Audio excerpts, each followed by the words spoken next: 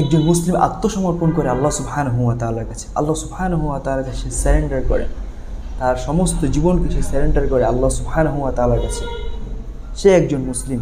অথচ আপনি কেমন মুসলিম দেখেন, আপনি তো একজন বেহায়া মুসলিম, বেখেয়ালি মুসলিম, কর্তব্যহীন মুসলিম, দায়িত্বহীন মুসলিম। আপনি তো নিজের ব্যাপারে খেয়াল রাখছেন, আপনার পরিবারের ব্যাপারেও আপনি একেবারে বেখেয়াল। আপনার ইসলামের ব্যাপারে কোন খেয়ালটা থাকবে আপনি বলেন?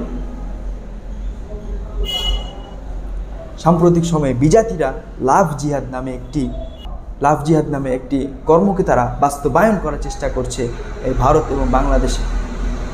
সেটা কি জানেন? হ্যাঁ, সেটা কেন, সেটা কিভাবে কায়েম করছে আপনার ভিতর? আপনি একজন বেখেয়ালি বেহায়া মুসলিম। এই কারণে আপনি মুসলিম নাম দিয়েছেন, কিন্তু আপনার অবস্থান হচ্ছে কুফফারদের কাতারে। লাভ জিহাদ নামে বিজাতিরা যে জিহাদকে কায়েম করছে, যে জিহাদকে কায়েম করতে চাচ্ছে,